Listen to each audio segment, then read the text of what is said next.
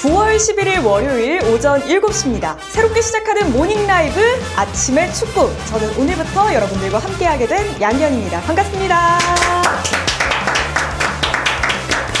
그리고 제 옆에는 익숙한 두 분 함께하고 계십니다. 네, 아침의 축구 이제 새롭게 시작한 아침 라이브고요. 저는 박주영이고요. 너 맨날 보던 얼굴이죠? 네.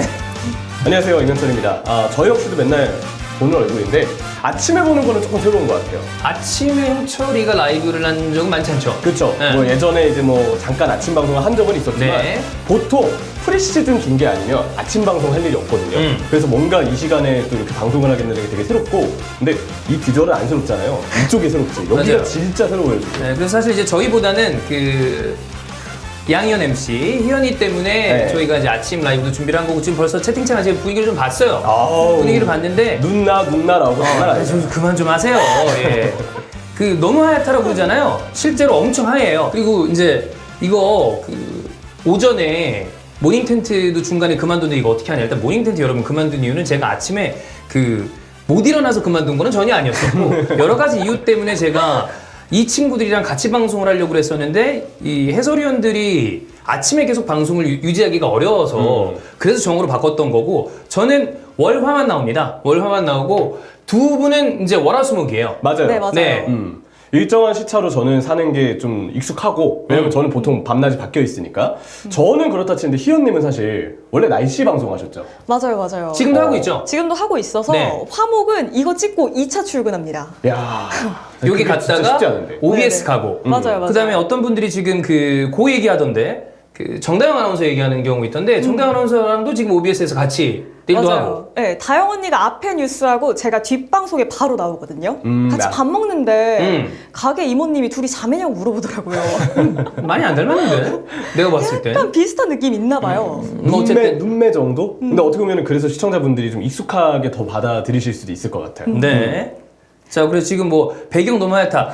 일단 실제로 저희가 하얀 배경을 썼어요. 그리고 옷도 하얗고. 예, 호리존이라고 그러죠. 완전히 이제 하얀색으로 쓸 거고, 이제 월화 수목은 아침 7시에 라이브를 하고, 아침에 출근하시는 거 요거 하고, 라이브 보신 다음에 요거 클립으로 한 다음에 아마 9시에서 9시 반이 올라갈 거예요. 그래서 요 아침 시간대 움직이시는 분들에게 가볍게 축구 뉴스를 전달을 하고, 딥한 얘기는 저녁에 히든 풋볼 보신다. 이렇게 생각하시면 될 것 같습니다. 가주세요. 네, 그래서 네네네. 오늘 첫 번째 주제부터 한번 살펴볼까요? 이거 지금 이제 이렇게 있으니까 좀 어색하죠? 네네. 네. 채팅창도 봐야 되고. 갑자기 시선이 저쪽으로 자꾸 가거든요. 네, 괜찮아요. 네. 채팅 좀 봐도 돼요.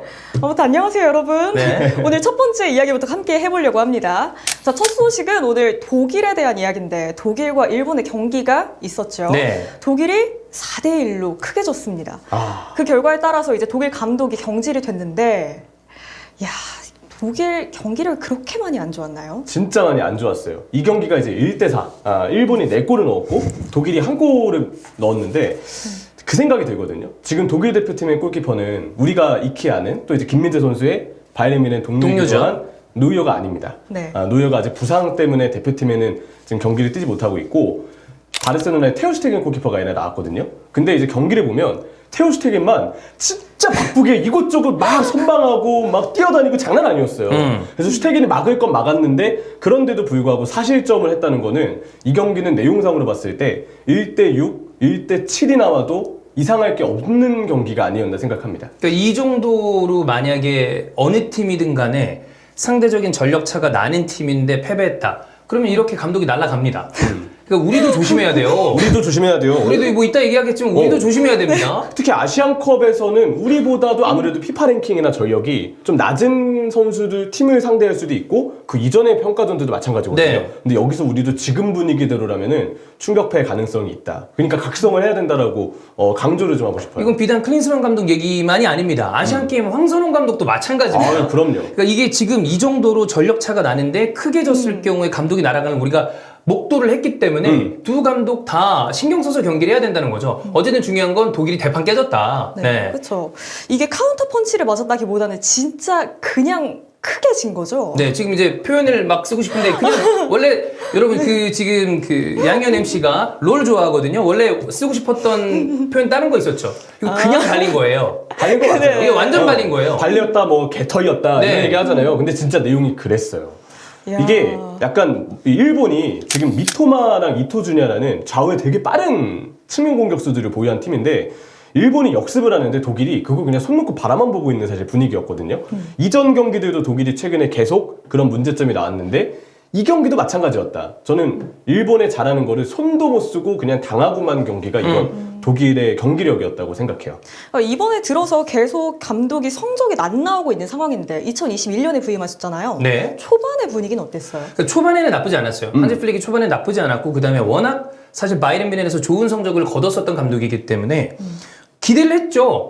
독일 대표팀이 이제 지난 뭐 월드컵도 그렇고 지지난 월드컵도 그렇고 흔들리는 모습이 있었기 때문에 한지 플릭은 뭔가 좀 좋은 모습을 만들어내지 않을까라고 생각하고 초반엔 좋았는데 그리고 실제로 8연승에 13경기 무패였어요. 그럼 엄청 좋았죠. 기록이 그냥 네. 한지 플릭이기 때문에 역시 다르다. 야, 뇌부의 피로도를 우리가 드디어 벗어나는구나. 당시만 해도 그땐 그랬습니다. 근데 최근 기록 보면 17경기에서 4승이잖아. 네. 그러니까 이거는 말도 안 되는 성적이거든요. 그러니까 이거 일반적으로 독일 대표팀이 아니라 다른 대표팀도 이 정도면은 그 거취액이 나와요. 그럼요. 날아가야 되는 거 아니냐. 네. 최근 올해 A매치 6경기 1승. 네. 예, 우리도 혹시라는 생각이 좀 들어서 좀 걱정이 되긴 하는데 어쨌든 6경기 1승. 독일이 그만큼 성적이 올해 안 좋았었어요. 지금 보면은 왜 페루전 승리했고 우크라이나전 무승부, 폴란드전 패배, 그 다음에 콜롬비아전 패배했죠. 근데 객관적 전력으로 봤을 때 이거 잡고 갔어야 하는 경기 아니에요? 다 잡아야죠. 싹 다 잡아야죠. 그리고 일본도 잡아야 되고. 맞아요. 쭉 연승 뭐 그러다가 때에 따라 그런 경우는 있지. 뭐 경기력에 따라서는 뭐 아쉽게 뭐 무승부? 이런 경기에 한두 경기 섞일 수도 있으나 당연히 다 잡아야 되는 팀들은 맞습니다. 근데 여기서 이제 삐걱삐걱 거린 거 아니에요, 계속. 네, 문제가 생긴 거죠. 게다가 내년에 이 유럽, 우리는 이제 아시안컵이라는 대륙 대회를 치르잖아요. 유럽은 내년에 유로 2024를 치릅니다. 근데 유로 2024의 개최국이 독일이에요.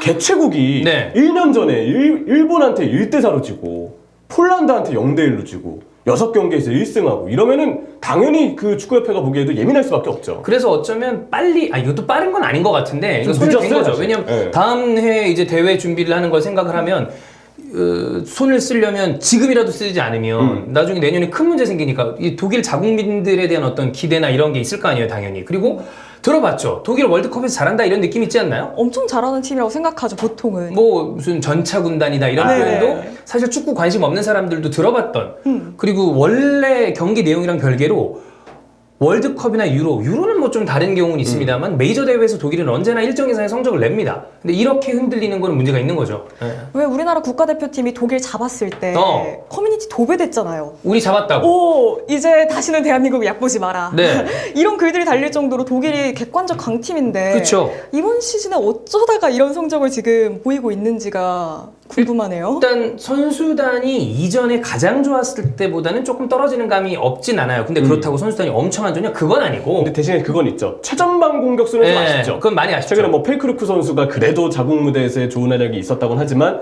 이전에 독일하면은 클로제와 같은 그치. 대단한 전설적인 공격수들이 쭉 있었던 국가거든요. 네. 근데 아무래도 그런 공격수의 부재가 아까 박정훈 캐스터가 이야기한 그 선수의 어떤 아쉬움 그런 부분에 좀 결부되지 않나라는 생각이 좀 들고요. 근데 뭐 선수들에 대한 아쉬움이 있긴 있지만 그건 다는 아니에요. 아무리 선수가 안 좋아도 이 정도로 일본한테 진다거나 최근 성적을 봤을 때 이렇게 안 좋을 만한 선수단은 그건 또 아니거든. 그러니까 감독이 문제라고 생각을 했고 감독을 날린 거죠. 그렇죠. 또 하나는 역시 한지 플릭이 약간의 전술 고집을 좀 부렸다고 생각해요. 이게 바이에른 뮌헨에서는 소속팀이다 보니까 내가 뭔가 전술을 준비시켰을 때 일주일 7일 내내 훈련을 시키면서 스타일을 입힐 수 있잖아요. 근데 대표팀은 3개월 만에 만나기도 하고 모여봐야 1, 2주 만에 다 해산합니다.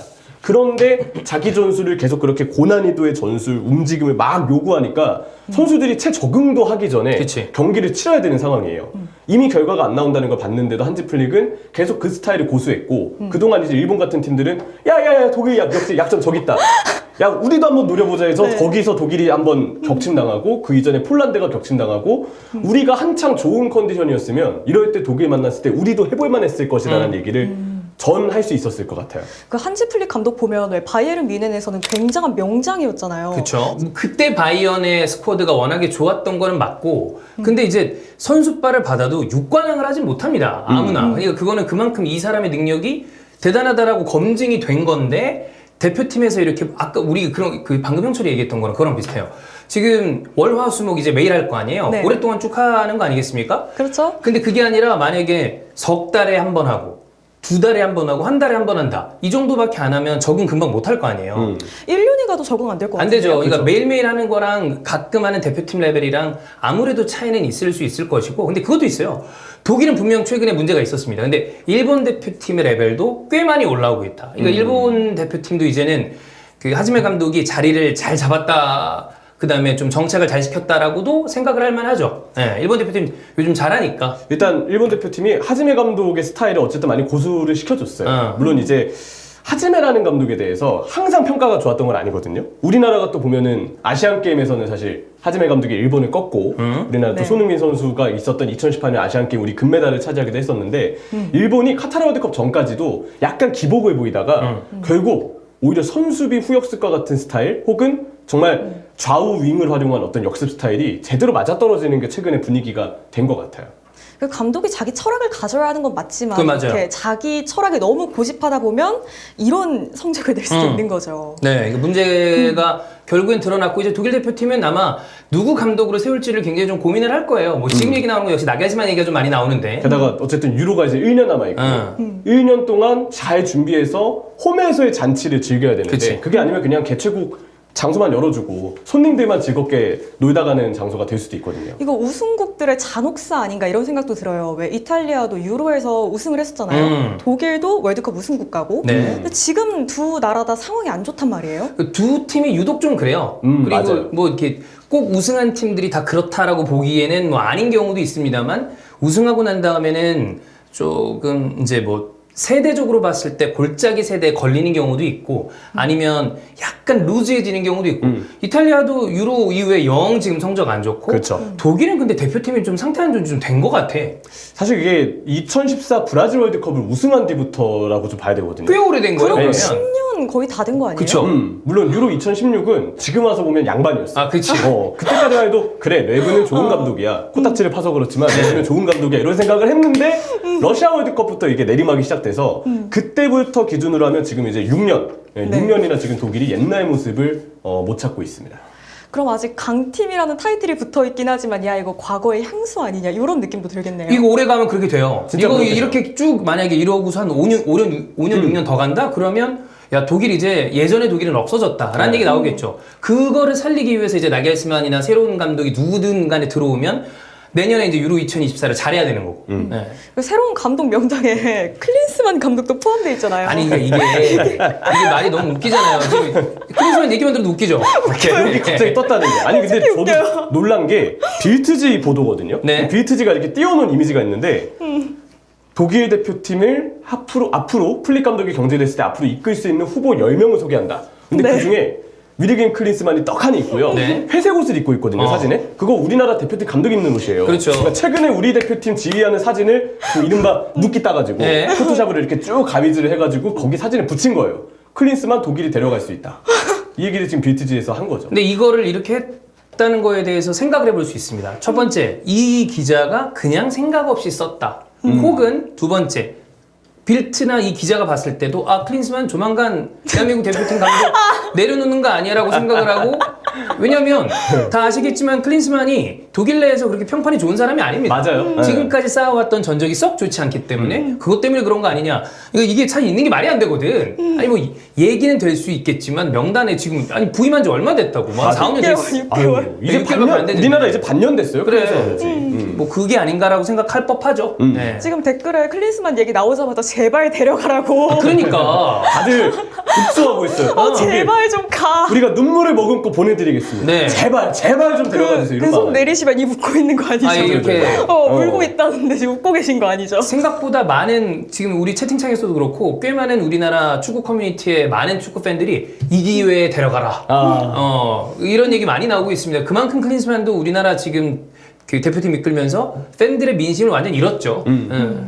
그래서 다시 독일 대표팀으로 넘어오면 네. 그래도 이제 독일이 앞으로 헤쳐나갈 산들이 많잖아요. 그렇죠. 새로운 감독이 선임됐을 때 그 부담감이 상당히 심할 것 같은데. 사실 1년이라는 기간 동안 무려 유로를 준비하라고 하는 거는 쉬운 건 아니에요. 감독에게 어떻게 보면 좀 가혹한 거예요. 근데 저는 오히려 나겔스만 감독이면 좀 괜찮을 수 있겠다 생각을 하거든요. 독일 대표팀은 아무래도 좀 어쩔 수 없이 바이에른 선수들이 많을 수밖에 없어요. 그죠. 그리고 그 선수들을 최근까지도 잘 활용했던 게 나겔스만 감독입니다. 그리고 공격적인 스타일도 가지고 있고요. 뭔가 젊은 감독의 패기를 보여준다면 아까 얘기했던 후보군 중에는 네. 그래도 가장 나겔스만이 현실적이고 가장 괜찮지 않을까 좀 생각되는 인물이기는 해요. 나겔스만 감독은 저보다도 어려요. 오? 87년생이에요. 엄청 네. 젊은 감독입니다. 종민이 우와. 형은 85년생입니다. 네. 물론 이제 나도 나이가 좀 많이 먹긴 했습니다만, 그러니까 그 정도로 젊은 감독하면 가장 대표적으로 떠오르는 감독인데, 그 감독들, 그런 나이 어린 감독들 후보군들 중에서는 가장 빅클럽도 맡아봤었고 성과를 낸 적이 있었던 감독이기 때문에 기대를 해볼 만한 부분이 있다고 봅니다. 네. 와, 근데 87년생 감독이라니까 와 새삼 진짜 좀 어색하죠? 판은 세대 교체가 빠르구나 그죠? 이런 생각도 좀 들어요. 네, 그렇죠. 유독 근데 나겔스만이 좀 어린 것도 유독 있어요. 어려요. 그래서 그 맡은 팀 베테랑들하고는 나이가 얼마 차이 안 나거나 동갑에서 그냥 친하게 지내거나 이런 경우들도 젊은 감독들에게는 있거든요. 그쵸. 나겔스만도 그 중에 한 명인 거죠. 왜 최근에 놀랐던 축구 선수 여담이지만 07년생 아. 너무 본인보다도 거의 한 10년 어린 거 아니에요? 9살 어려요. 9살. 그러니까요. 네. 아스날의 은하넬이라는 유망주가 이제 은하넬. 2007년생이거든요. 맞아요. 네. 이게 몇 명 있어요, 이제 07년생들. 근데 이제는 그래서 01년생, 02년생은 그렇게 어리다는 생각이 들진 않아. 그냥 젊다 정도? 근데 그 은바페랑 동갑이죠? 98년생. 98년생. 맞아요, 맞아요. 그 정도는 이제 약간 느낌이 전성기쯤. 그리고 이제 04, 05 이때 돼야 아 어리네. 그만큼 어린 선수들이 이제 빨리 데뷔를 하니까 잘하는 선수들도 많고. 07만 봐서는 방금 태어난 사람들이 그라운드에서 뛰고 있는 느낌 받고 있거든요. 체감상 요즘에. 약간 그렇죠. 네네. 07이라고 그러면. 어쨌든 이 일본 대표팀이 올라온 거에 대해서 이러면 우리가 만약에 사우디한테 성적이 안 좋죠? 그러면 더 비교당합니다. 우리 대표팀에 대한 비교도 당할 것이고 독일은 독일대로 이제 숙제가 많기 때문에 여기도 빨리 처리를 해야죠. 네. 네, 마침 이제 얘기가 나왔으니까 우리 대표팀도 얘기해야죠. 사우디아라비아와의 결과에 따라서 반응이 상당히 더 흉흉해질 수 있다. 네. 그렇죠. 클린스만 연이은 태도 논란 이어지고 있습니다. 저희 두 번째 토픽이에요. 네. 현재 대한민국 국가대표팀도 걱정이 이만저만 아닙니다. 옆집이 불타고 있지만 우리 집도 안전하지 않아요. 그렇죠. 말 타고 있죠. 네. 아니, 독일은 그리고 옆집도 아니야. 아우, 염염염. 좀 먼 데잖아. 지하철로 오래 가야 돼요. 네. 근데 이거 지금 뭐 저희가 클린스만 얘기를 워낙에 많이 하고 있기도 하고 네. 그리고 이스타TV 영상 보시면 아시겠지만 썸네일에 클린스만이 너무 많아요. 그러니까 우리도 좀 다양한 이 썸네일이 나가야 된단 말이야. 근데 아니면 뭔가 좀 밝은 얘기를 하거나. 그래, 근데 안 좋은 얘기만 지금 계속 나오잖아. 이것도 진짜 대단한 사람이야, 이 사람도. 그리고 약간 이런 말씀 괜찮나 모르겠는데 컨텐츠 공장 같아요. 그쵸. 클린스만만 붙으면 영상 하나 뚝딱. 주제를 계속 만들어주고 있죠. 네. 그리고 근데 다안 좋아. 조회수도 다 괜찮아요. 솔직히 이러면 안 되거든? 예전에 그 히든풋볼이 완전 오디오 버전이었을 때 네.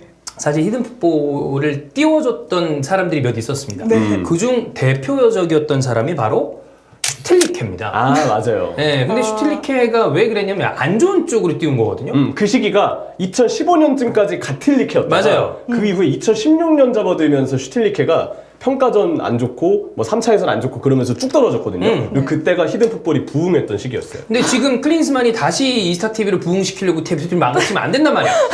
그 팀을 망치고 부흥시키는 건 옛날 얘기고. 그러니까요. 부흥시키려고 한 거면은 진짜 마음 단단히 먹으셨네. 그렇죠. 그리고 이제 윈윈해야죠. 우리 대표팀이 성적이 안 좋으면 전체적으로 축구판이 침체됩니다. 네. 대표팀이 잘 돼야 K리그도 좀 잘 되고 해외 축구 관심도 늘어나고 축구에 대한 관심도로 가는데 이런 식으로 사람들이 이거 뭐야? 이렇게 되면 안 되거든요. 이 사람은 지금은 정신 차려야 돼. 네. 이틀 뒤에 바로 또 경기가 있잖아요. 사우디아라비아와의 그렇죠. 경기.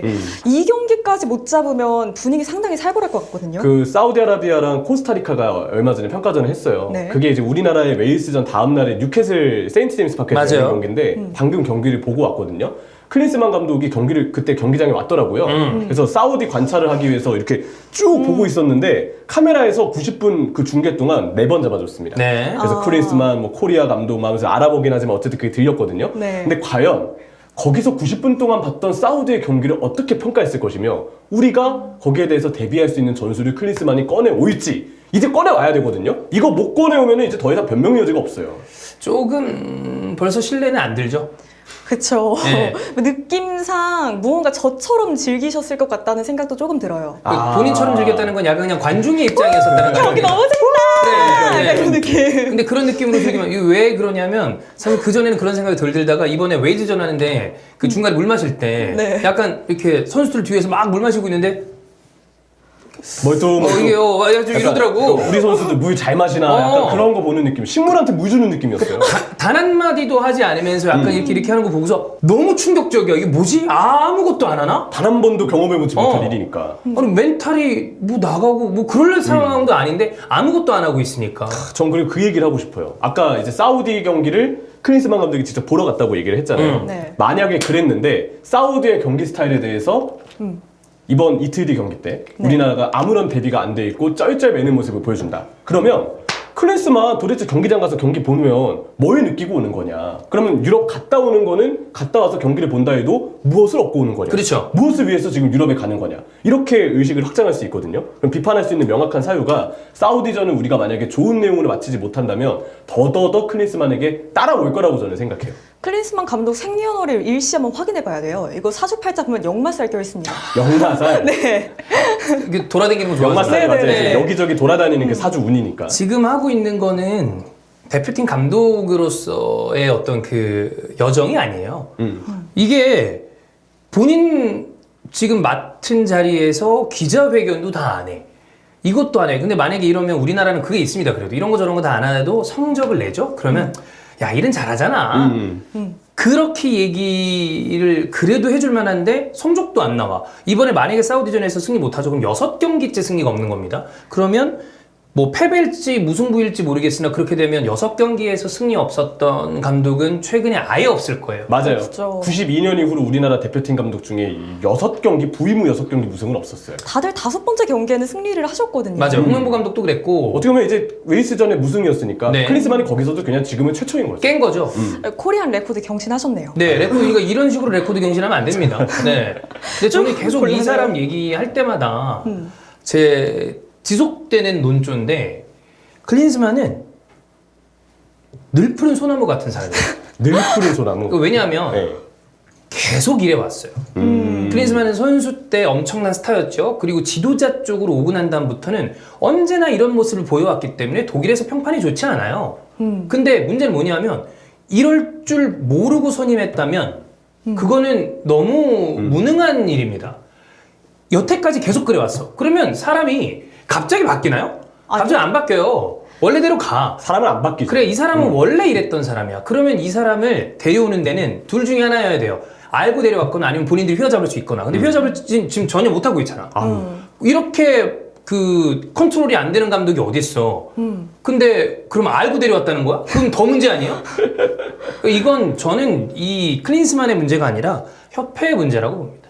그쵸. 한국의 상주해야 그 감독이 가지고 있는 또 그 감독이 그동안 익혀왔던 축구에 대한 노하우와 어떤 전수할 만한 전술 혹은 선수 관리 능력, 훈련 방식 이런 부분들을 우리나라 축구에 다 입힐 수 있거든요. 그래서 한국에 상주하는 것을 항상 우리가 새 감독에게 조건으로 걸기를 바랬었고 그때 당시 몇몇 감독들 후보군이 있었는데 한국 상주 조건이 까다로운 인물들은 우리 후보에서 좀 제외가 됐었거든요. 바마르바이크 뭐 이런 네. 감독도 그 딱 케이스죠. 우리 정서에는 한국 상주가 무조건 필요합니다. 근데 최근에 클린스만 감독이 인터뷰를 했는데 해외로 자주 나가는 거에 대해서 축구협회나 한국 그 관계자들이 뭔가 얘기한 부분이 없었냐라고 했는데 클린스만이 없었다라고 얘기를 했어요. 그래서 나는 대표팀 일정이 없을 때 미국과 유럽을 갔다 오는 것이다. 그러면 이제 과연 우리가 클린스만을 선임할 때부터 우리가 그렇게 중요하다고 얘기를 했던 한국 상주 조건에 대해서 과연 강조를 했는지 과연 조건을 걸었는지 거기에 대해서 지금은 문제를 제기할 수밖에 없는 상황입니다. 지금 부임한 지 반년 되셨잖아요. 그죠? 한국에 있었던 기간을 아무리 길게 잡아도 3달도 안 되잖아요. 3달 안 되죠. 2달 되나요? 2달 조금 넘나 한 그래요. 6, 70일 정도 돼요. 네. 야, 이 정도면 한국에 집 안 구하셨다고 봐야 되는 거죠? 지금 구했을래나? 그 6, 70일 정도 반년 동안 이제 집에 머무는 거잖아요. 네. 만약에 구했다 하더라도 창문을 아무리 열어놔도 사람이 집에 안 돌아다니면은 먼지 집이- 쌓여. 먼지 쌓여 세지거든요. 먼지 막 벌레도 날아다니고. 네. 근데 그럴 상황의 가능성이 난무합니다. 이 정도면 그냥 아마 그 뭐 호텔이나 이런 데 잡았겠지. 이거 우리가 알 수 없어요. 알 수 네, 없는데 알수 없죠. 이 정도면 집을 구했으면 좀 아깝죠. 별로 없잖아. 매우 아깝죠. 아깝지. 네. 집값은 나가는데 사람이 안 살고 있으면 뭐하러? 그렇죠. 차라리 에어비앤비라도 해주던가. 네, 뭐 그거는 물론 뭐 협회가 알아서 했겠지만 이래저래 영 한국에 없는 것뿐만이 아니라 그다음 뭐 뒤에 뭐 지금 뭐 웨일즈 그 램지 얘기도 있고 그렇잖아요. 네. 이래저래 우리 팬들은 전혀 이해하기가 어려운 행동들만 계속 반복하고 있습니다. 이제 한국이 상주하지 않는 것에 대해서 인터뷰 답변도 상당히 논란이 일었었거든요. 서울에선 할 일이 없다. 과연 진짜 할 일이 없을까요? 할 일을 어떻게든 만들고 찾아야죠. 그리고 무엇보다 서울에서 할 일이 없을 수 있어요. 해외 가면 할 일이 있을까요? 하긴 독일 간다고 뭐 딱히 없어요. 가족을 만날 수는 근데 가족들 미국에 있잖아요. 미국에 있어요. 가족은 미국에 있어요. 맞아요. 그럼 뭐지? 미국 근데 갔어요. 우리 한 달이 넘게 갔어요. 갔다 왔어요? 휴가는 누구나 즐길 수 있지만 과연 지금의 분위기와 기간에 그 휴가를 즐기는 게 맞았는지도 의문일 뿐더러 유럽에 가도 손흥민, 김민재처럼 우리가 이미 우리 대표팀의 주역이라고 중심이라고 하는 선수들 경기를 보고 오거든요. 네. 어차피 그 경기에서 그 선수들 부진해도 뽑을 건데 굳이 그 경기장에 가서 선수들을 직접 관찰하고 하는 이유가 도대체 무엇이냐? 유럽에서 할 일이 과연 그렇다고 해서 분명하게 생기는 것이냐? 저는 잘 모르겠어요. 최근에 영국 다녀오셨잖아요. 갔다 왔죠? 약간 그런 것 같아요.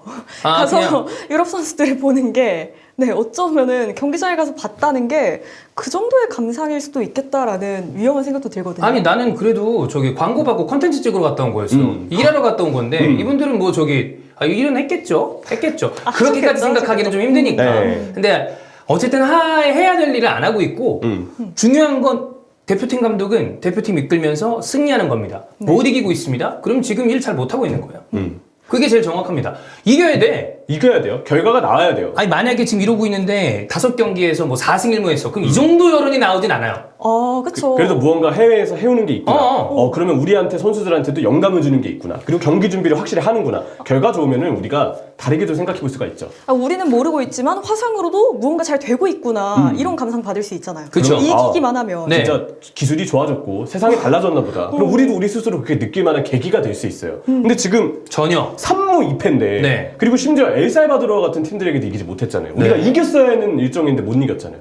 그런 상황에 과연 클린스만이 지금 이렇게 얘기했던 서울에선 할 일이 없다. 줌으로도 모든 것을 소통이 가능하다.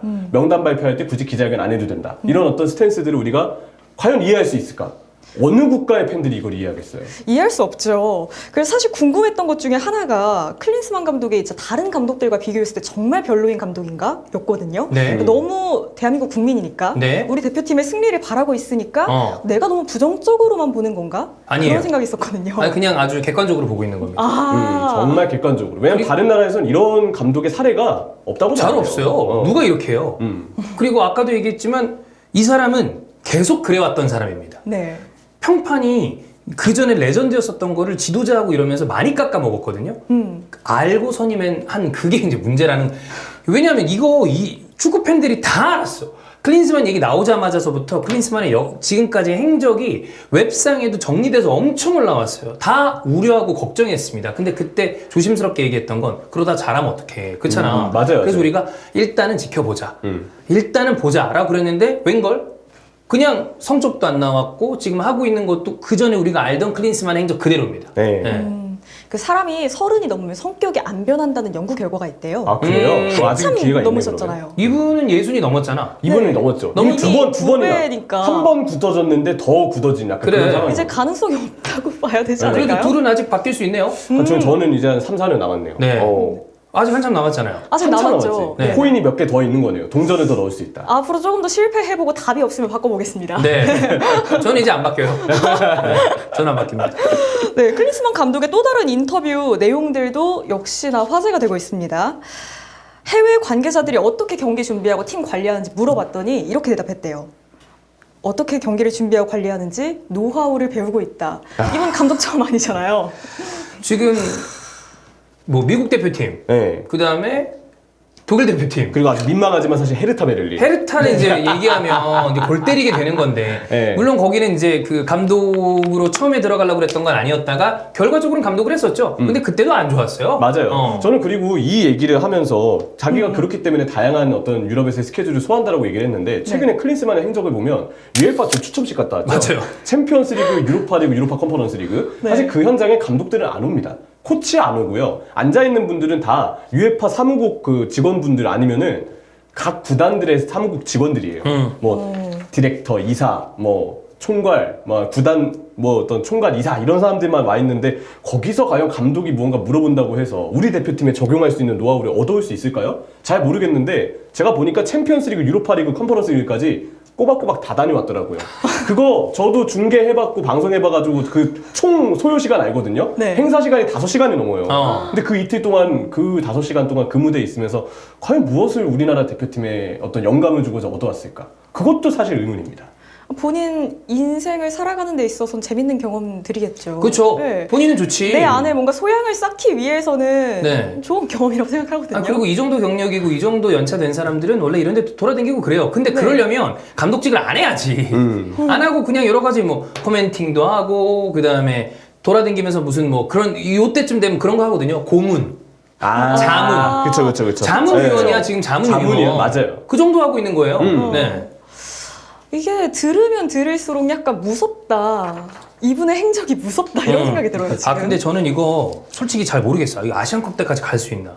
왜냐면 지금 여론이 점점 안 좋아지거든요. 근데 아시안컵이 내년 1월이니까 진짜 얼마 안 남았어요. 그렇죠. 금방이에요. 물론 아시안컵 때까지는 갔다가 아시안컵 성적을 보고 또 이제 뭐 거치가 뭐 바뀔 수도 있겠습니다만 우리 아시안컵 잘해야 됩니다. 아시안컵이 말이 아시안컵이라 그렇지 대륙컵들 흔히 얘기하는 뭐 유로 그 다음에 뭐 북중미 아니면 코파 아메리카 네. 이런 데처럼 되게 큰 대회인데 우리가 아시안컵 우승 못한 지 오래됐어요. 잘해야 돼. 근데 지금 클린스만 감독이 하고 있는 걸 생각을 해봤을 때 잘할 가능성을 얘기하기가 민망하죠. 결국은 중요한 건 이제 사우디전이죠. 네. 어쨌든 클린스만이 부임하고 이제 드디어 아시아 팀을 상대해보는 경기예요. 네. 과연 아시아 팀을 상대로 그동안 나오지 않았던 진가가 나올지 그 여부에 따라서 역시 이후의 평가, 이후에 대한 우리의 어떤 기대감 그런 부분들이 많이 가려질 거라고 생각합니다. 두 분의 이야기를 듣다 보니까 아까 저희가 첫 번째로 일본과 독일의 이야기를 했었잖아요. 아시아컵에서 일본 만났을 때 만약에 크게 깨졌다. 야, 이거 너무 무서운데요? 와. 제일 공포스러운 상황이에요. 이제 생각도 하기 이건 싫다. 진짜, 네. 네. 한일전은 지금도 역시 마찬가지로 의미가 큽니다. 근데 지금 일본 대표팀이 하고 있는 모습을 봤을 때 우리가 선수단은 전혀 꿀리지 않거든요. 아니 네. 오히려 더 좋죠. 더 좋죠. 네. 후어를 김민재와 손흥민이 그래. 찾아주는데. 네. 거기 이강인도 있고. 그렇죠. 엄청나게 좋은 멤버들로 구성이 돼 있는데 그런 결과가 나왔다. 와 생각하기 싫죠. 그래서 최대한 착실하게 준비해야 된다. 이제 1월 아시안컵까지 남은 기간은 아직 한 5, 6개월 남아있거든요. 그 기간 정말 착실하게 준비해야 된다라고 다시 한번 강조하고 싶네요. 그 왜 수능 100일의 기적 이런 거 있잖아요. 아 있죠. 100일 열심히 공부해서 뭐 인솔을 할 수 있다 이런 얘기 있는 것처럼 5, 6개월이면 사실 다시 팀을 만들어가기에 촉박하긴 하겠으나 어떻게든 될 수 있는 기간이라고 생각도 들거든요. 열심히 잘하면 일단 한국부터 들어오시고. 맞아요. 감독으로서의 우선- 역할을 한다면. 이틀 뒤 사우디아라비아 경기 함께 지켜보시고 네. 그 이후의 행보를 함께 주목해 주시면 좋을 것 같습니다. 저희 다음으로는 인터뷰라는 코너가 준비되어 있는데요. 예. 인터뷰가 사람 인자습니다. 축구계에 있었던 논란의 인터뷰나 발언들에 대해서 함께 살펴보는 시간인데 오늘은 첫 번째로 해리 케인 논란의 인터뷰 함께 살펴보겠습니다. 해리 케인이 지난 8일에 공식 기자회견 자리에서 이런 인터뷰를 해서 논란이 됐습니다. 토트넘에서 느꼈던 것과는 다르다.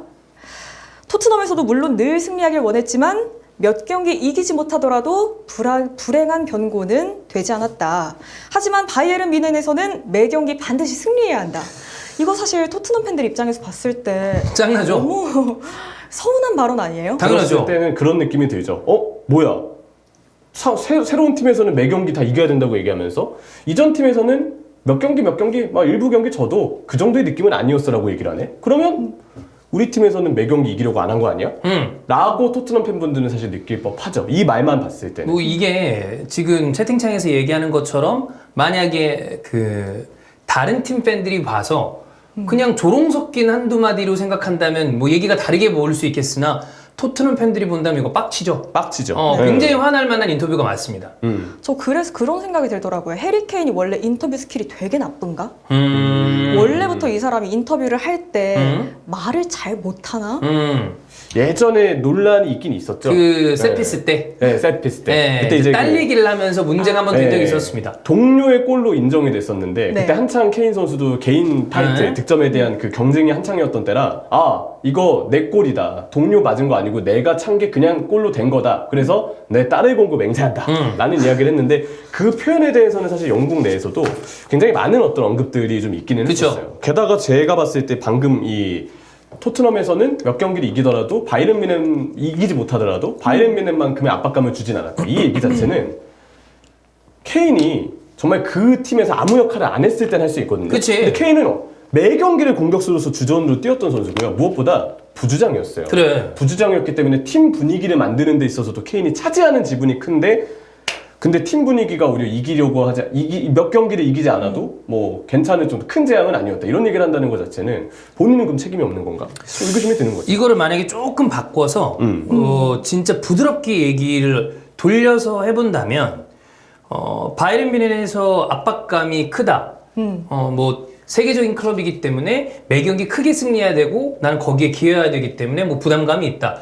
이 정도 얘기, 그러니까 이런 뭐 토트넘 때라거나 네. 이전과는 다르다. 이게 비교하면 문제가 되는데 이런 거를 지금 여기 다 써놨어. 이거는 정말 깔끔하게 얘기하고 싶어요. 토트넘 언급을 안 해야 돼요. 안 했어야 돼. 그냥 지난 팀은 지난 팀이에요. 그럼요. 그 팀과 지금 새로운 팀을 굳이 같이 얘기하잖아요. 네. 그러면 어떤 식으로라도 토트넘이 언급되는 이상 토트넘 팬분들은 얘가 지금 새로운 팀이랑 우리를 비교하는구나.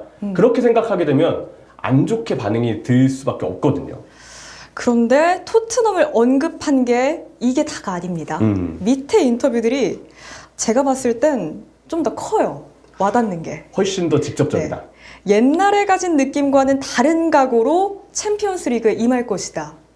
그럼 예전에 가졌던 각오가 뭐길래 이게 다른 문제가 각오로 임한다고 하나요? 그 챔피언스리그에서 토트넘이 이제 그 결승까지 갔을 때도 그렇고 그다음에 그 이전에 뭐 유로파 컨퍼런스 때도 네. 그렇고 해리 케인이 매번 챔스나 유럽 무대에서 잘했냐? 사실 그게 아니거든요. 네. 이러면 이제 토트넘 팬들이 짜증나죠. 그렇죠. 중요한 순간 해리 케인이 없었을 때도 있었고 부상으로 아니면 좀 더 골을 넣어야 되는 상황에 아슬아슬하게 골을 못 넣는다거나 활약을 못 했었던 게 있는데 그러면 너는 그때는 각오가 별로여서 그렇게 못한 거구나. 네. 이런 생각을 하게 되잖아. 그러니까 그쵸. 이것도 역시 완전 실언입니다. 이런 인터뷰를 하면 토트넘 팬들에게 단순히 실망감만 안겨주는 게 아니라 선수 개인 평판까지 깎아먹는 거라는 생각이 들거든요. 좋지 않죠, 당연히. 왜냐면 선수가 맨날 매 경기를 잘할 수는 없는 거잖아요. 음. 당연히 어떤 경기에서는 뭐 굉장히 멋진 활약을 보였지만 그 다음 경기를 못 할 수도 있는 건데 그럴 수도 있죠.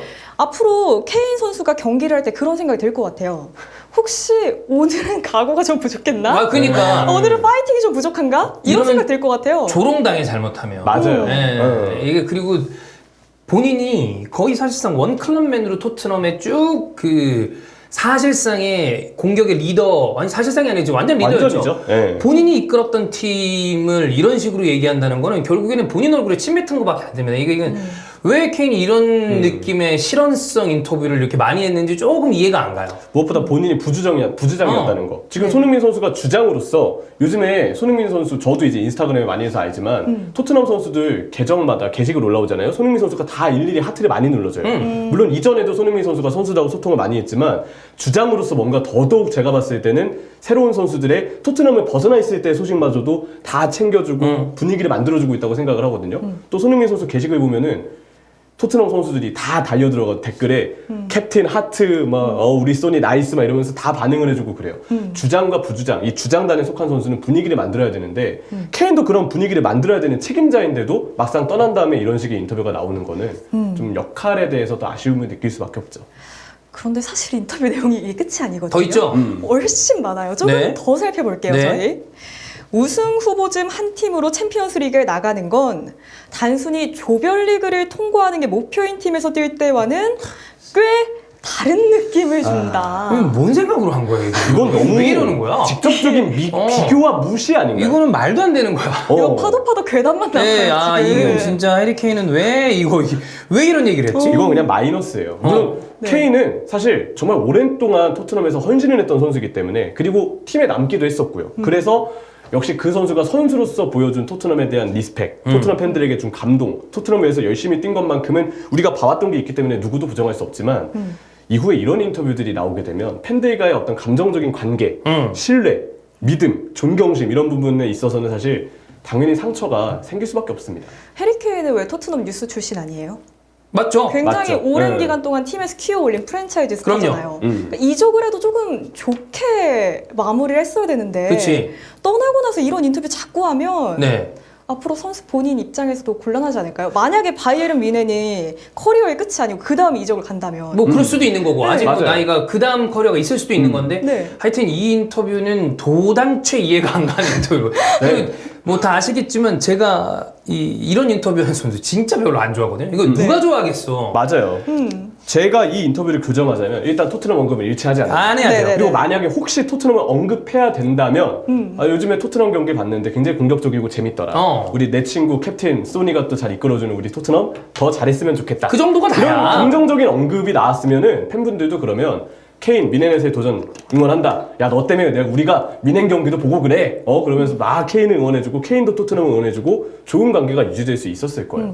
또 마침 다른 리그니까 토트넘 팬들도 분데스리가 응원할 때는 그럼요. 바이에른 뮌헨 응원하는 마음이 들 수 있었던 게 충분히 기회가 있었는데 아유, 그쵸. 날려버리셨잖아요. 네, 완전 날렸어요. 완전 날렸어요. 케인이 이적할 때 토트넘 팬분들도 박수 쳐준 분들이 꽤 계세요. 많아요. 네. 엄청 많아요. 물론 이제 그래도 아쉽다고 생각하시는 분들도 물론 계셨지만 그래도 케인이 역시 선수로서 토트넘에 헌신해준 부분을 인정하고 바이에른 뮌헨에서도 잘 나가길 바랬는데 이 발언들 때문에 분명 팬들의 어떤 마음과 어떤 감정은 꽤 많은 부분이 좀 바뀌었을 수 있을 거라고 저는 생각합니다. 근데 인터뷰 더 있죠? 더 있어요. 저 지금 더 가야 되나 말아야 되나 더 지금 있죠? 고민하고 있었거든요. 끝이 아니야. 이미 여기서부터 많은 분들이 지금 반응 보세요. 네. 장난 아닌데 다음 인터뷰도 또 보면 약간 어지러우실 수 있거든요. 아침 시간에. 그래도 일단 가보겠습니다. 저는 이 워딩을 직접 썼다는 게 좀 충격적이었어요. 잉글랜드 대표팀 동료들이 나와 다른 팀에서 챔피언스 리그를 뛰고 있고 이를 집에서 지켜봐야 할 때 마음이 아팠다. 그러니까 직접 인터뷰에서 집에서 지켜봤다라는 말을 쓴 거잖아요. 그러니까 챔스에 못 간 게 아쉽다는 얘기를 하는 거거든요. 그럼 네. 그냥 이거는 돌려서 그렇게 얘기하면 돼요. 나도 매 시즌 챔피언스 리그를 열망했다. 네. 정도가 맥스야. 그러면 그래 챔스 뛰고 싶었겠지라고 하는데 집에서 봤다. 이게 이제 워커 네. 얘기했었죠. 맞아요. 네, 맞아요. 카이로커 얘기했었는데 본인도 결국에 함께하다가 챔스에 못 나간 거야. 그럼 본인도 책임이 있는 거예요. 그쵸. 그럼요. 그냥 챔스를 열망했다 정도 단어로 끝나면 되는 거를 막 마음이 아팠다. 이게 안 써야 되는 표현들을 계속 쓰는 거죠. 저는 그래서 이 인터뷰를 보고 어떤 마음으로 이 얘기를 했는지는 알겠다. 말 자체는 틀리지 않아요. 근데 맞아요. 표현의 문제예요. 이건 표현의 문제입니다. 그래도 에둘러 이전 팀 선수들 그리고 나 역시도 어쨌든 리그에서의 성적을 못 낸 데 있어서는 당연히 뛴 선수는 다 책임이 있는 거잖아요. 그거에 대한 생각을 했다면 표현을 조금 더 조심스럽게 다르게 가져갈 수 있었을 텐데 너무 지나칠 정도의 감정에 솔직한 표현이기 때문에 받아들이기에 따라서 이 표현에 대해서는 본인의 의도하는 별개로 오해하는 반응이 나올 수밖에 없다. 사실 축구 보시는 분들이라면 다 알잖아요. 해리 케인이 우승컵을 들어올리지 못했었고 근데 선수에게 우승컵을 한번 들어올린다는 건 굉장히 큰 명예고 그건 맞아요. 커리어에 정말 필요한 요소잖아요. 네. 그런 맥락에서 우승을 위해 이적을 했다. 누가 뭐라고 하겠어요. 네, 거기에 대해서는 아유. 아니 예전에 제가 이제 또 결국엔 그 선수가 나와야 되는데 반통수, 예, 반페리시. 네. 내 아들 작은 아이. 네, 맞아요. 알잖아. 너무 그게 임팩트 세요. 중요한 건 만약에 트로피를 위해서 이적했다라고 끝내면 어떻게 말하기 어려워요. 본인 커리어 때문에 나갔다는데 한두 마디 하고 끝나는데 결국에 그 뒤에 붙는 그 인터뷰가 문제거든요. 무슨 작은 아이가 어쩌느니 뭐니. 근데 이번에도 이렇게 얘기를 하면 그 이전까지 했었던 게 다 무너져. 네. 그냥 내 다음 커리어를 위해서 이적했다 정도면 충분히 얘기 가능한 거를 네. 안 해도 될 인터뷰를 하면서 이제 본인 깎아먹게 하는 거죠. 제가 봤을 때 영국 언론들도 해리 케인의 발언이 나올 때마다 분위기가 핫해지니까 네. 조금 신나신 것 같아요. 그럼 이제 더 쓰죠. 네, 더 있어요. 네. 추가 네. 인터뷰 더 있거든요. 네. 추가 인터뷰까지 봐보겠습니다. 바이에른 뮌헨으로 이적한 이유에 대해서 이렇게 얘기했대요. 내가 뮌헨으로 이적한 유일한 이유가 우승 때문은 아니다. 차라리 우승이라고 했으면 나았을 것 같거든요. 저는 네. 우선은 궁극적으로 발전하기 위해선 최고 수준의 레벨에서 뛰는 게 필요하다고 느꼈기 때문이다. 이것도 할 수 있는 말이긴 해요. 뭐 워낙에 바이에른 뮌헨이라는 클럽이 압도적인 너무 클럽이니까. 큰 위크에 근데 이제 지치니까. 얘기가 이런 얘기를 하면 이제 사람들이 앞에 인터뷰랑 묶어서 어떻게 보이냐면 아 그래 토트넘 최고 수준 아니었지 네. 이렇게 받아들여지잖아. 그러니까 그러니까요. 그냥 다음 도전 아니면 더 뭐 내 다음 커리어에 최고의 뭔가를 하기 위해서라는 원래 이런 인터뷰는 사실 애매모호 아사모사하게 저게 저렇게 얘기하는 건가 아닌가 정도로 얘기를 해야 사람들이 그냥 적당하게 해석을 하고 마는데 이건 누가 봐도 비교하냐. 그렇죠. 제가 볼 때 이 단락의 말 자체만 봤을 때는 그냥 별 느낌이 안 들어요. 그래. 말만 봤을 때. 근데 그 이전에 해왔던 말들이 있기 때문에 그치. 그것 때문에 이 말까지도 약간은 안 좋게 비춰질 수 있다. 만약에 네. 앞에 거 없이 요것만 했어요. 방금 읽은 것만. 네네. 그러면 이 정도까지 논란 안 됐을 겁니다. 그럼요. 네. 그렇죠. 이 말만 봤을 때는 할 만한 얘기라고 그래 생각해요. 얘기 틀린 얘기는 없어. 근데 그 이전에 우리가 이제 앞뒤 맥락을 보라는 얘기를 많이 하잖아요. 근데 그 앞뒤 맥락이 이미 이 선수의 어떤 마음과 의도가 의심되는 부분들이 이미 생겼기 때문에 그래서 이 말 자체도 이제는 조금 아쉽게 다가올 수 있는 상황이라고 봐야죠. 저는 이제 마지막 이걸로 마무리 멘트 치면 딱 마지막 핵펀치 네, 한 방 때리고 핵펀치. 끝날 수 있다고 생각하거든요. 지난 시즌 내 활약은 좋았지만 팀적으로 토트넘은 그러지 못했다. 이게 진짜 마지막으로 토트넘 팬들의 가슴을 후벼 파는 한마디죠. 이것도 사실 맞아요. 왜냐하면 맞죠. 그때 케인은 지난 시즌에 득점 기록이 굉장히 좋았는데 케인 30골에 토트넘이 어쨌든 리그 8위였으니까. 그렇지. 그러니까 맞는 말이야. 근데 맞는 말이라고 다 합니까? 원래 세상이 그렇지가 않잖아. 우리도 하고 싶은 말이 있지만 하면 안 되는 말이라고 생각하고 참는 게 있단 말이에요. 그럼요. 이거를 공식석상에서 이렇게 언론 매체에 실리기 인터뷰라는 거는 케인은 나 진짜 이해가 안 가네. 왜 이렇게 한 거야? 우리가 이게 지금 축구를 F1처럼 뭐 개인 스포츠 보듯이 보는 게 아니잖아요. 해리케인 선수가 지금 뭐 이게 1등, 2등에서 포디움에 올랐으면 이 얘기하는 게 아니잖아요. 어디까지나 팀적인 얘기를 하는 거고 팀의 부진에 있어서는 그 구성원은 누구든 다 책임이 따를 수밖에 없는 건데 그런 축구의 특징에 대해서 케인도 조금 더 조심스러울 필요는 있다. 네. 자, 여기 해리케인의 인터뷰 말고도 저희가 약간 몇 가지 인터뷰 더 가져왔거든요. 그러니까 두 선수 살짝 살펴볼까 봐요. 예. 유벤투스 떠나서 바이에른 뮌헨으로 이적했던 더리우트입니다. 인터뷰에서 이런 이야기를 했대요. 바이에른 뮌헨은 챔피언스 리그에서 우승하려는 야망이 있는 팀이다.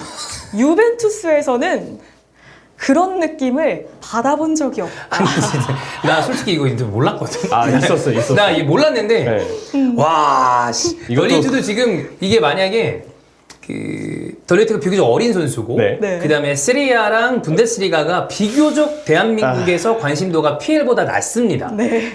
그러니까 그런 거지. 와 이거 인터뷰 이제 대단하다. 더리우트. 와. 더리우트 살벌했어요. 그래서 이때 유베 팬분들이 얼마나 실망 많이 했는데. 네. 와 이제 김민재 동료 아닙니까? 맞아요. 예. 이제는 같이 뛸 수 있는 대단하네. 아니 근데 네. 생각해보시면 해리케인도 김민재 동료거든요. 네.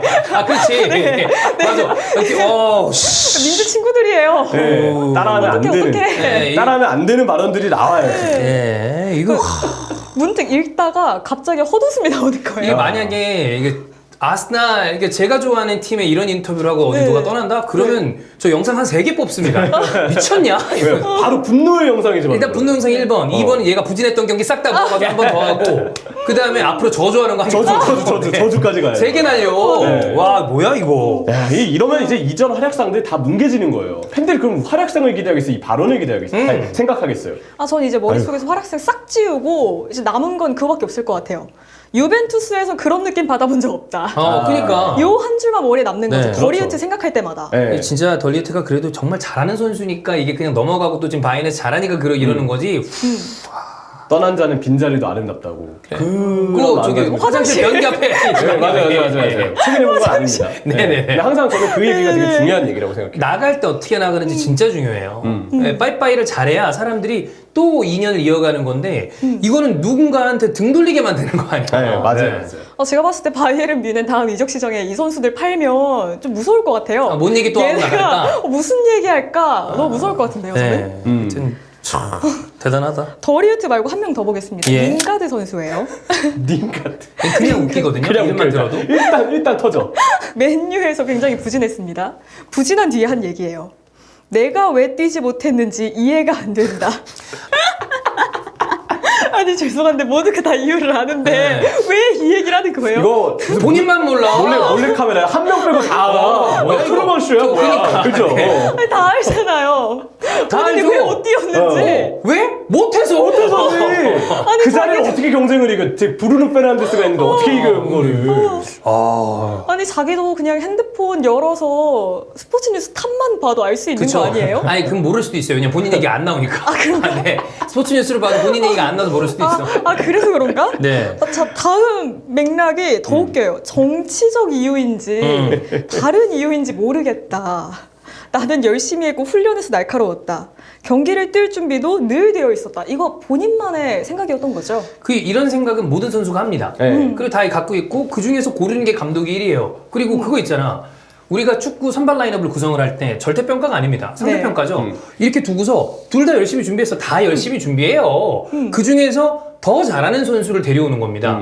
링가드는 거기에 밀린 건데 왜인지 모르겠다 그러면 이제 요즘 근데 네. 그래도 저는 솔직히 얘기하면 링가드는 링가드라 웃긴 거지. 난 진짜 충격받은 거는 이거 더리우트가 진짜 난 이거 충격이야. 몰랐거든. 이 진짜. 내용이 진짜 와, 충격이에요. 그런 느낌으로 받아본 네. 적이 없다. 그래서 링가드의 사례랑 그 앞서 케인이랑 더리우트의 사례는 사실 느낌이 좀 다른데 네. 케인이랑 네. 더리우트는 이전 팀에서 너무나도 잘했던 선수가 그렇지. 갑자기 나가자마자 이전 팀을 막 약간 상처를 주는 발언을 했어. 정말 좋아했던 선수인데 팬들이 상처를 받죠. 근데 링가드는 원래도 팬들이 되게 싫어했던 선수거든요. 네. 근데 너무나도 어이없게 그치. 그리고 당당하게 내가 왜 못 나왔는지 모르겠다라고 하니까 이거는 화가 난다기보다는 내가 어처기 없죠. 실소야 실소. 그냥 어이가 없어. 웃음이 터져 그냥. 케인이랑 덜리트 같은 경우는 아까 얘기했던 것처럼 저거 막 이렇게 하는데 네네. 그 링가드가 저랬다고 그러면 이제 매니 팬들은 약간 그거죠. 네. 진짜 이거 정도야. 브루노 페르난데스가 엄청 웃었을 것 그래 같아요. 어이없죠. 그러니까. 본인만 모르는 본인의 이유 남들 다 알고 그러니까. 있으니까. 네. 진짜 트루먼 쇼 맞는 것 같아. 트루먼 쇼는 감동이라도 있죠. 감동적이지 않잖아요. 네. 저희가 이렇게 약간 충격적인 인터뷰들만 살펴봤잖아요. 혹시 인터뷰 잘하는 선수에는 누가 있어요? 최근 들어서 잘하는 선수가 하면 손흥민 인터뷰 잘해요. 아, 손흥민 진짜 잘해요. 진짜 잘해요. 맞아요. 손흥민 선수가 또 케인에게 이번에 인터뷰를 통해서 케인이 우승할 수 있는 모든 대회를 다 우승했으면 좋겠다. 최고의 응원을 해줬거든요. 그치. 사실 이게 진짜 저는 정석적인 인터뷰라고 생각해요. 손흥민 선수는 예전에 어렸을 때랑 지금이랑 쭉 이게 봤을 때 인터뷰나 이런 스킬로 보면 점점 성숙해진 게 눈에 보입니다. 최근에 손흥민 선수 인터뷰는 사실 흠잡을 때가 전혀 없죠. 그쵸. 매 네. 순간마다 인터뷰할 때마다 커뮤니티에 글 다. 올라오고 네. 뉴스 기사화되잖아요. 맞아요, 너무 맞아요. 말을 잘한다. 너무 맞아요. 겸손한 이야기다. 해리 케인의 이 인터뷰를 보고 무슨 생각을 했을까요? 이제 요즘 손흥민 선수의 스타일이라면 이제 이런 거에 대해서도 아마 또 좋게 포장을 해줄 수도 있을 거예요. 맞아요. 근데 또 좋게 포장 잘못하면 또 토트넘 팬들이 이제 화날 수 있기 때문에 이런 거는 언급을 안 하는 게 최고입니다. 네. 이게 케인 인터뷰 혹시 보셨나요? 그러니까 트레이닝 하나를 못 봤다 이런 식으로 괜히 네. 얘기했다가 잘못 엮이면 안 돼. 그래서 내가 저는 확실히 바빴다. 맞아요. 이 케인의 인터뷰를 쭉 보면서 느낀 건 케인의 마음이 꼭 이게 정말 사실은 아닐 것이다. 그러니까 네. 이해를 못하는 건 아니에요. 그리고 본인도 이제 열망했었던 게 있는데 표현 방식이 이러면 지지를 못 받아. 맞아요. 이게 마음은 그럴 수 있죠 다. 그리고 케인 얘기에 대해서 100% 이해가 안 가는 건 또 아니에요.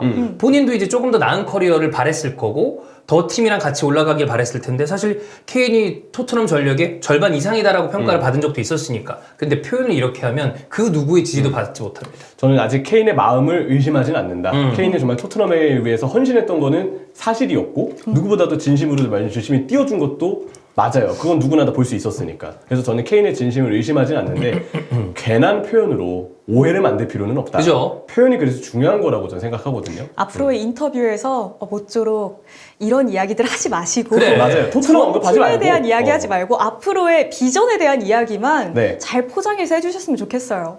오늘 저희는 이렇게 독일의 4대1 충격적인 패배 그리고 클린스만 감독의 연이은 태도 논란 마지막 코너 인터뷰까지 살펴봤고요. 저희 조금 이따가 5시에 왜 히든 풋볼 하잖아요. 그죠? 그때 클린스만 감독에 대한 또 다른 이야기 나옵니다. 어쩌면 약간의 본방송은 일쪽일지도 모르니까 5시에 히든 풋볼까지 함께 챙겨봐 주셨으면 좋겠고요. 오늘 저희가 준비한 건 여기까지입니다. 지금까지 박정은 캐스터, 이명철 해설위원과 함께 했고요. 저는 양희연이었습니다. 잠시만요. 저는 그래도 첫 방송인데 지금 한 7,000분 계시거든요. 이야, 네. 7,000분. 네, 그 어떠셨는지 뭐 저희가 따로 추후에 아마 그 MC 궁금해하는 분들이 있을 테니까 그건 네. 그때 방송을 따로 하는 걸로 하고 어땠는지 첫 방송 소감은 좀 얘기를 해주셔야죠. 잘 업혀가려고 했는데 분위기 보니까 나쁘지 않게 업힌 것 같아요. 아 그래요? 괜찮은 것 같나요? 네, 버스 잘 탔네요. 네. 감사합니다. 앞으로도 열심히 탈게요. 네. 승차감 좋네요, 여기. 그러면 내일 오전 7시에 다시 만나요. 안녕! 고맙습니다. 감사합니다.